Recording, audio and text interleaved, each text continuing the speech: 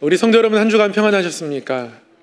오늘도 예배를 통해서 우리의 삶의 길이 보여지고 하나님이 보여주시는 길을 갈 때 하나님이 우리와 동행하시며 은혜로 채우실 것을 확신하게 되는 귀한 은혜가 있기를 소망합니다.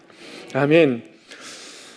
오늘은 의의 무기로라는 제목으로 하나님의 말씀을 함께 나누도록 하겠습니다. 제가 의도치 않게 자동차 절도범이 될 뻔한 적이 있습니다.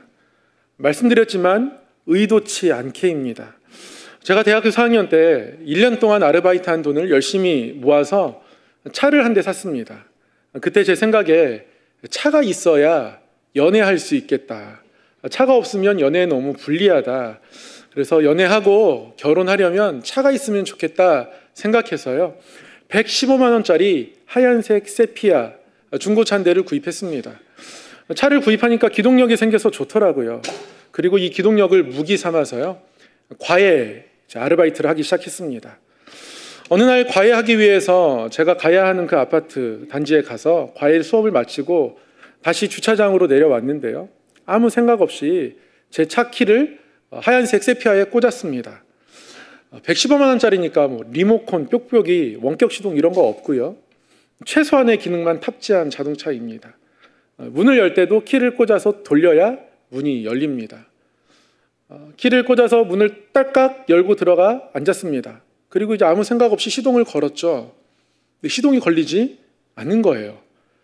시동이 걸리지 않는데 순간 느낌이 오싹합니다. 시동이 걸리지 않고 나서 보니까 차 내부가 제 차랑 뭐가 좀 다른 거예요. 제 차가 아니더라고요. 깜짝 놀라 나왔습니다. 혹시 주인이 봤나? 주인이 보지는 않은 것 같아요. 그리고 나서 보니까 그 옆에 제 차가 있더라고요. 그러니까 신기한 건 이 차가 제 차가 아닌데도요, 제 키로 열리더라는 거예요. 너무 신기해서 한 번 더 해봤어요. 근데 진짜 또 열려요. 나중에 제가 자동차를 잘 아는 분께 한번 물어봤더니요, 그분의 말이 맞는지는 모르겠습니다. 원래 차가 생산될 때 이 키로 열 수 있는 차가 2대가 생산이 된대요. 근데 그 전국에 있는 수많은 세피아 중에서 그 2대가 한 아파트 단지에 이제 나란히 있게 된 거죠. 그래서 저는 그 차를 열 수 있는 사람이 되었어요.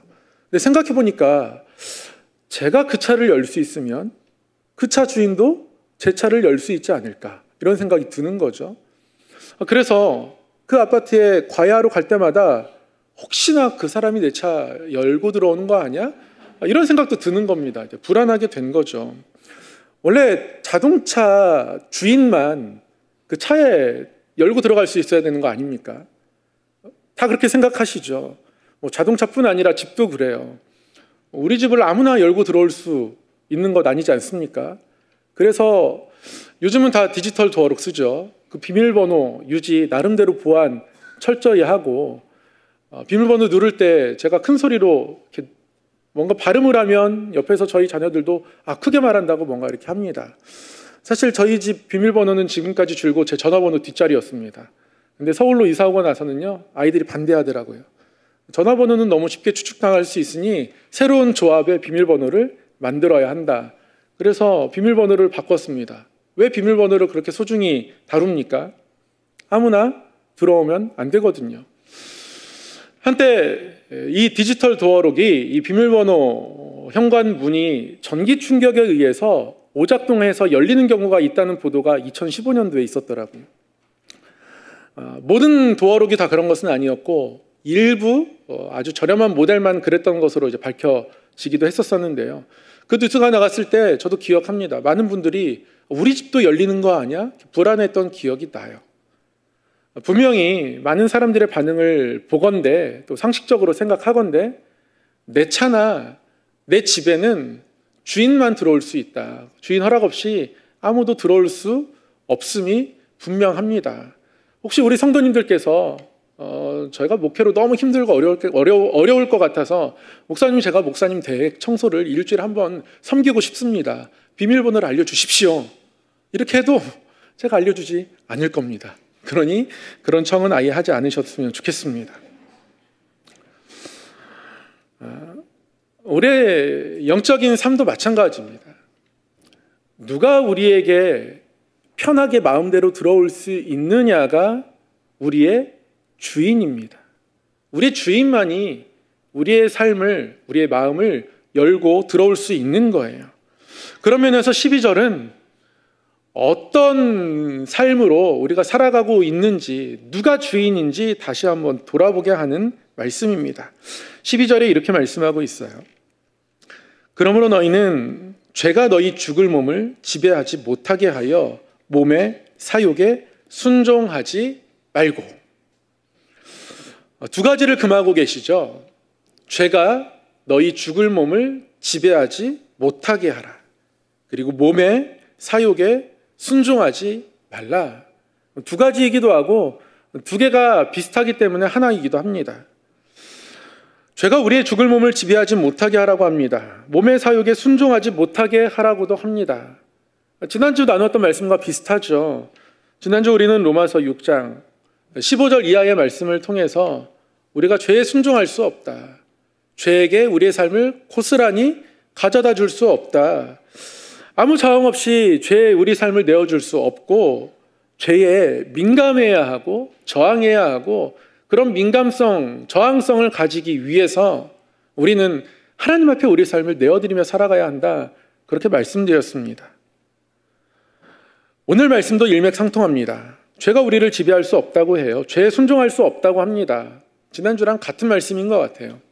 근데 오늘 말씀이 조금 더 자세합니다. 지난주 말씀을 잘 이해하셨으면 오늘 말씀이 더 가까이 다가올 것 같아요. 오늘 어떻게 말씀합니까? 12절 말씀 다시 한번 읽어보도록 하겠습니다. 그러므로 너희는 죄가 너희 죽을 몸을 지배하지 못하게 하여 몸의 사욕에 순종하지 말고. 자세히 보니 오늘 말씀 몸을 이야기합니다.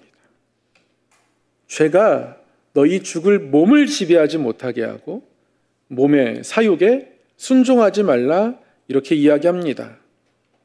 이 말씀을 통해서 우리가 알 수 있는 것 한 가지는 죄는 몸을 지배하고자 한다는 겁니다. 그리고 몸의 사욕을 만들어 낸다는 겁니다. 그러니 몸을 죄가 지배하지 못하도록 하고 몸의 사욕에 순종하지 말라 말씀하는 것이겠죠. 가만히 생각해 보면 그렇습니다. 우리 몸에는 여러 가지 욕구들이 있습니다. 우리 몸은 욕구들이 생산되는 공장 같아요. 기본적인 생리적 욕구들이 생겨나죠. 때가 되면 배가 고픕니다. 배가 고프면 어떻게 합니까? 무언가를 만들어 먹거나 사 먹거나 먹겠죠. 몸에 음식을 공급해 줍니다. 당연하죠. 갖고 싶은 욕구가 생깁니다. 저게 필요하다고 여기기도 하고 자랑하고 싶기도 하고 어쨌든 갖고 싶은 욕구가 생겨서 무언가를 구입하게 됩니다. 홈쇼핑을 시청하는 시간을 늘리면 늘릴수록 여전히 부족한 게 없는 줄 알았는데 나에게 부족한 것이 많다는 것을 깨닫게 되죠. 이미 옷이 많은데도 불구하고 나에게 없는 옷이 이렇게 많은가? 라는 생각을 갖게 됩니다. 다시 욕구가 생겨나고요. 그 욕구를 따라서 우리는 무언가를 구입하게 됩니다. 피곤하면 잠을 청하며 쉬는 시간을 갖게 됩니다. 더 나아가서 우리는 존중받고 싶은 욕구가 있습니다. 그래서 내가 존중받지 못한다고 느낄 때 불쾌해하기도 하죠. 우리는 안전하게 지내고자 하는 욕구가 있습니다. 그래서 문단속도 열심히 하는 걸 겁니다. 그래서 비밀번호 키 해놓고 주무시는 걸 겁니다. 우리 중에 아무도 하나님께서 만민이 기도하는 집이라고 교회를 말씀하셨으니 우리의 가정은 교회 같은 가정이야. 만민이 나올 수 있는, 들락날락할 수 있는 집. 이렇게 하고서 문을 항상 열어놓고 주무시는 집은 없으시죠. 우리는 안전의 욕구를 따라 행동하기도 합니다. 이렇게 여러 가지 욕구가 우리의 몸 안에 있게 되죠. 그런데 오늘 말씀은 그 몸의 사욕에 순종하지 말라 말씀합니다. 죄가 우리의 몸을 지배하면서 그 지배의 결과로 욕구들이 생겨나기 때문에 그렇습니다. 그런데 오늘 주목할 건 한 가지는요. 우리의 몸을 가리켜서 오늘 말씀이 죽을 몸이라고 말씀하고 있다는 겁니다. 우리의 몸이 죽을 몸이라 말씀하고 계세요. 누구나 자신의 몸을 소중하게 여깁니다. 우리가 우리의 몸을 소중하게 여기면서 건강을 챙기고 돌보고 이렇게 하는 것이 나쁘다 말씀하는 것이 아닙니다. 우리의 몸을 소중히 여기고 건강을 챙기는 것은 중요합니다. 하나님의 축복이니 그것을 누리고자 하는 마음이 있는 것도 당연하고요. 그러나 또 한 가지 반드시 기억할 건 우리의 몸이 들의 풀처럼 저 지는 꽃처럼 언젠가는 지는 몸이라는 사실을 기억해야 합니다. 언젠가 제가 중고등부 친구들 같이 이곳에서 예배드릴 때 그 10대 펄펄한 그들에게 너희도 늙어가고 있는 중이라고 이야기한 적이 있습니다. 그러면서 제가 근거로 든 것이 3, 4살, 5살 어린이들은 정말 하루 종일 물놀이 할 수 있다. 너희는 그렇게 할 수 있느냐? 먼저 지치지 않느냐? 이렇게 얘기했더니 아무도 반론을 제시하지 못하더라고요. 20대가 되면요 펄펄 나는 것 같습니다. 그런데 20대 또한 몸이 벌써 지고 있습니다. 10대 때는요 라면 2개에 만두까지 섞어서 먹을 수 있습니다. 그런데 20대 정도 되면 라면 하나 줄입니다. 라면 하나에 만두 하나. 식사량이 벌써 줄어들기 시작해요. 소화 기능이 이미 하향 곡선에 들어간 거죠. 30대, 40대를 거치면서 이러한 현상은 뚜렷해지고요. 40대 말쯤이 되면 대부분의 사람들은 노안을 경험한다 합니다. 점점 우리의 육체가 쇠하는 것을 우리는 누구나 다 경험합니다. 이를 통해서 우리는 우리의 몸이 언젠가는 흙으로 돌아갈 몸, 결국 저물게 될 몸이라는 이 아주 중요한 그러나 평범한 진리를 느낄 수 있죠. 하나님은 그런 시그널을 우리에게 심어주신 거예요. 그런데 우리는 내 몸을 사랑하고 이 성경에서 말하는 이 몸이 단순히 육체를 말하는 것은 아닙니다. 성경에서 이 육체를 말할 때는 사락스라는 헬라어 단어를 쓰는데요. 육체를 가지고 살아가는 삶 전체를 얘기하거나 우리의 전인적인 인격을 포함한 모든 것을 얘기할 때는 소마라는 단어를 사용하는데요. 여기는 소마입니다. 그러니까 우리의 죽을 몸, 우리의 죽을 소마인 거죠. 이 소마가 결국은 쇠하여 간다는 사실을 우리가 놓치고 살아가다 보니 이것이 마치 영원할 것처럼 살아가다 보니 그 이 땅 위에서의 삶을 위해서 점점 분주해지거나 바빠진다는 거죠. 많은 욕구들이 늘 우리에게 생겨나거든요. 한때 영상으로도 그렇고요. 인터넷에 많이 떠돌아다녔던 글 한 가지가 있습니다.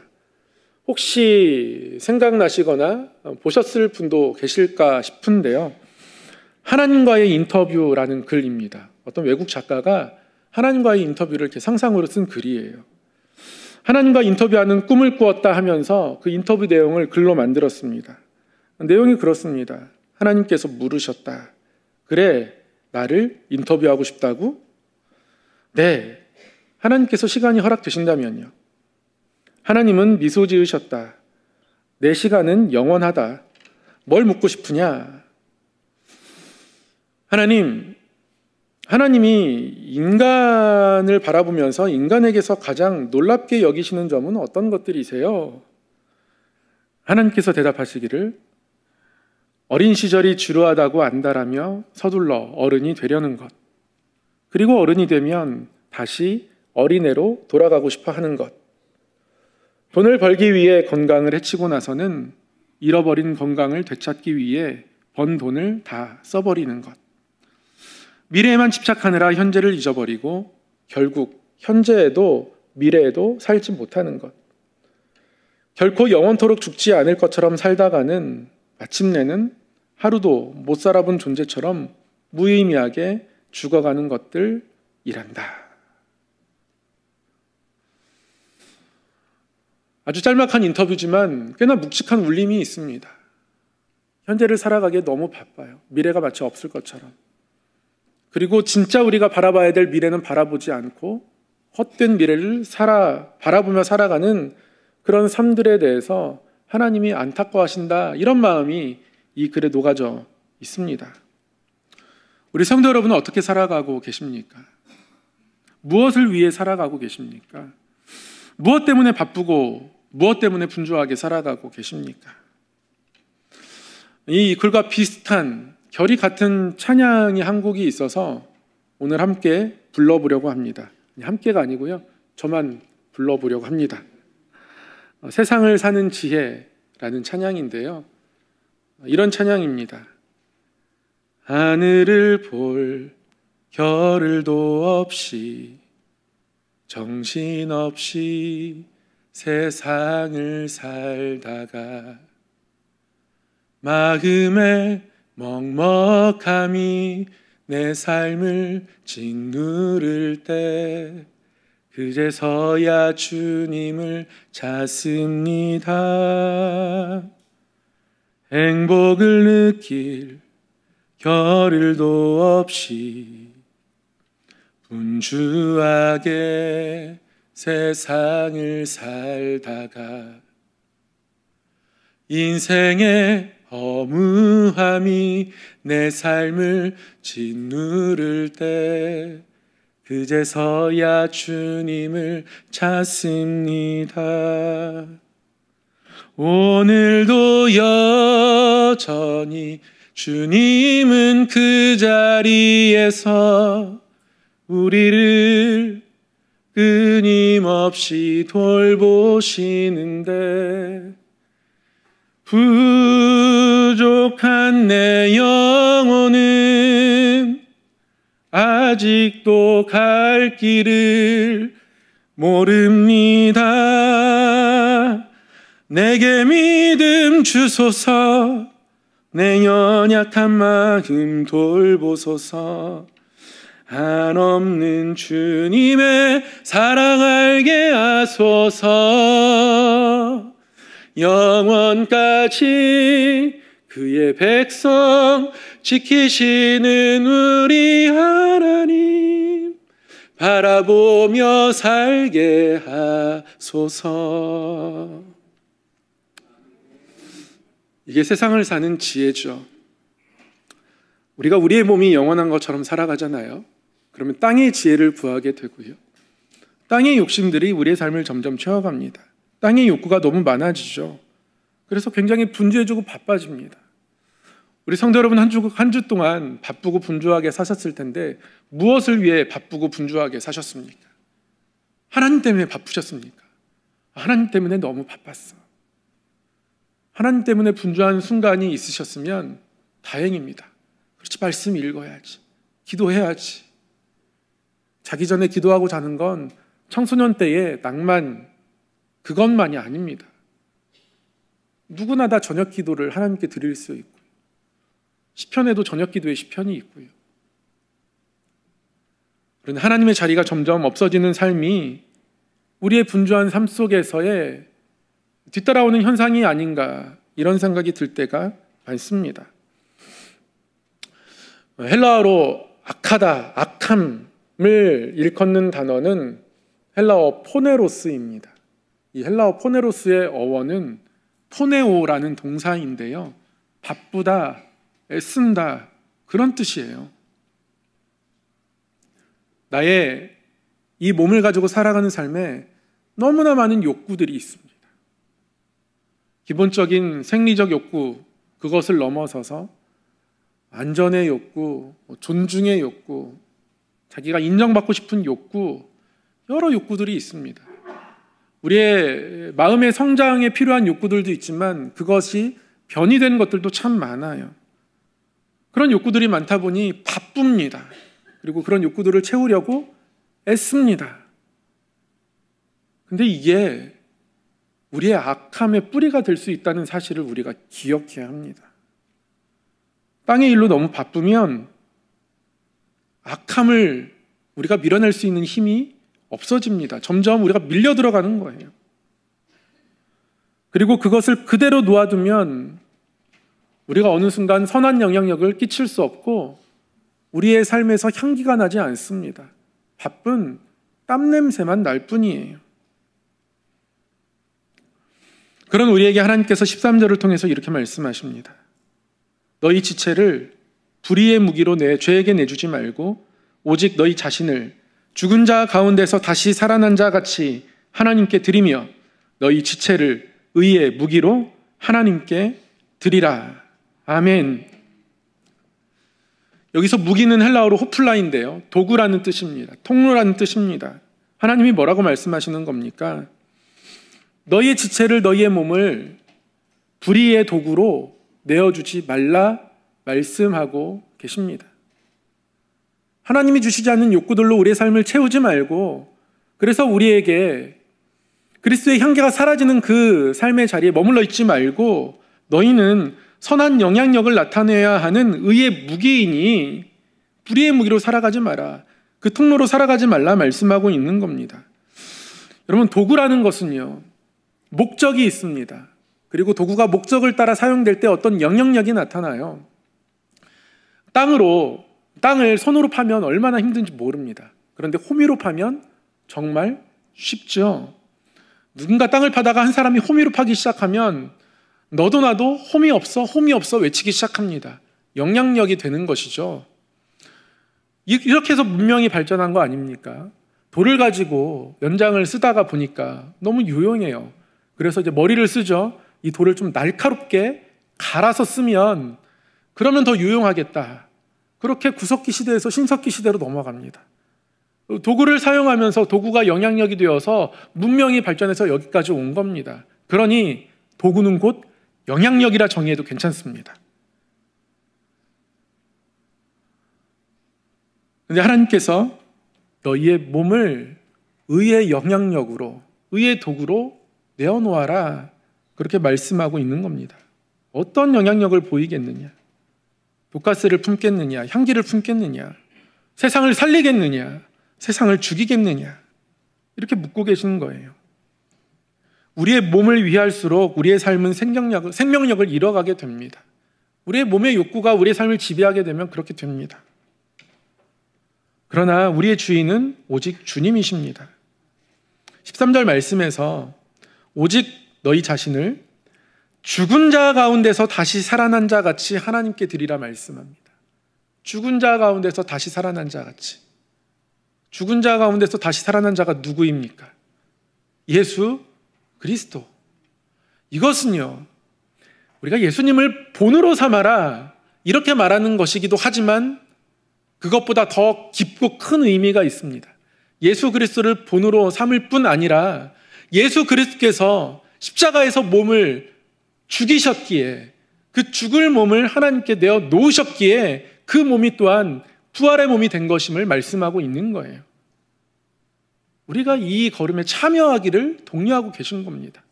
우리가 우리의 욕구에 우리 삶을 내어놓지 않고 예수 그리스도를 닮고 따라서 그 걸음을 걸어가면, 주님 앞에 우리의 삶을 내어놓으면, 그러면 우리에게도 이 부활의 몸을 경험하는 은혜가 주어진다라고 말씀하고 있는 겁니다. 우리의 욕구에 반응하며 살아가면 우리의 몸이 죽어가는 겁니다. 오히려 우리의 몸이 죽을 몸이기에 우리의 욕구에 반응하기보다 하나님의 뜻에 반응하는 사람이 되는 것이 바로 하나님의 원하심인 거죠. 열쇠를 가지고 있는 것은 주인이라는 뜻을 의미합니다. 그러니 우리 몸에 욕구라는 형태로 죄가 들어올 수 없습니다. 죄가 우리 몸에 열쇠를 가지고 있을 수 없습니다. 사단에게 그런 열쇠를 우리가 쥐어줄 수 없어요. 최악의 경우 사단이 맞는 키를, 마스터 키를 가지고 있을까 두렵습니다. 마스터 키가 그거잖아요. 모든 문을 열 수 있는 키. 건물을 설계할 때 그 건물에 문이 20개가 있으면 20개를 다 열 수 있는 키를 만들죠. 그렇게 아예 자물쇠를 제작할 때 제작을 그렇게 합니다. 그럼 마스터 키가 생겨나고요. 이 마스터 키는 모든 문을 따고 들어갈 수 있게 되죠. 죄가 그렇게 우리에게 반응해서는 안 된다는 겁니다. 성함께 성도 누구에게나 내가 들어갈 수 있어, 이렇게 놔둘 수 없다는 거죠. 우리의 마스터, 우리의 주인은 오직 주님이십니다. 14절에 분명히 선언해요. 죄가 너희를 주장하지 못하리니, 하나님이 이렇게 말씀하십니다. 이 죄가 너희를 주장하지 못하리니, 이거 영어 성경으로 읽으면 아주 그 문맥이 분명하게 드러나는데요, 영어 성경은 그렇습니다. 죄가 너의 마스터가 될 수 없다. 죄가 shall not be your master, 너의 마스터가 될 수 없다. 죄가 절대 우리 주인 될 수 없다. 우리 마음에 마음대로 들어올 수 없다 선언하고 계신 겁니다. 우리가 은혜 아래서 그렇게 살아갈 수 없는 것이라고 선언하고 있는 거예요. 오늘은 종교개혁 주일입니다. 루터는 자신의 삶을 하나님께 내어놓고 종교개혁을 해냈습니다. 이단으로 정죄받고 화형당할 수 있습니다. 그럼에도 불구하고 잘못된 하나님의 은혜, 잘못 인식하고 있는 말씀, 이런 것들을 다시 깨끗하게 순전하게 회복해야겠다는 마음이 있었어요. 그래서 성도들이 성경을 읽을 수 있도록 라틴어 성경을 독일어로 번역하기 시작했고, 많은 찬송들을 또 만들어서 성도들이 부르게 했습니다. 오늘 우리가 부른 내주는 강한 성이요, 이 찬송 또한 루터가 만든 찬송이죠. 루터는 이 곡 외에도 37곡의 곡을 그의 생애 동안 작곡했습니다. 종교개혁자 깔뱅은 찬양이 우리 삶 가운데 늘 머물기를 원했습니다. 그래서 그동안 교계의 가르침을 뒤집고 우리가 화음 없이 멜로디로만 찬양해도 하나님이 받으신다라고 선언했습니다. 중세 전까지는요, 화음으로만 찬양해야 하는 거예요. 화음도 틀리면 안 되고요. 그것만 하나님이 받으신다, 그렇게 가르쳤습니다. 그 가르침에 따르면 성가대 찬양만 받으시고 여기 앉아 계신 우리 성도님들의 찬양은 하나님이 안 받으시는 거예요. 근데 그 또한 잘못된 거라는 것을 깔뱅이 선언하고 가르쳤죠. 멜로디로만 찬양해도, 하나의 멜로디를 한 소리로 우리가 찬송해도 하나님이 받으신다. 여러분, 종교개혁자들이 원한 게 뭡니까? 말씀이 그들 곁에 있기를 원하는 거예요. 가까이. 찬송이 그들 곁에 있기를 원하는 겁니다. 화음 아니어도 멜로디만 가지고 찬송해도 하나님 받으신다 가르치며, 그들이 편하게 찬송하라고 그렇게 가르치는 것이 아니라요, 늘 찬송하라고 그렇게 가르친 거예요. 그러한 마음들이 우리 기독교를 탄생하게 만든 겁니다. 우리 개신교의 생일 같은 날이죠. 오늘인 거죠. 사랑하는 성도 여러분, 지난 2주간을 통해서 하나님은 우리가 죄 앞에 어떻게 반응해야 하는지 가르쳐 주셨습니다. 힘없이 우리의 삶을 내어줄 수도 없는 거고요. 순종할 수 없는 거고요. 특별히 오늘은 더 자세하게 우리 몸에 이 죄가 주는 욕구들을 조심하라고 가르쳐 주십니다. 죄가 우리를 여는 열쇠일 수 없습니다. 주님만이 우리를 열 수 있습니다. 주님만이 우리의 주인이십니다.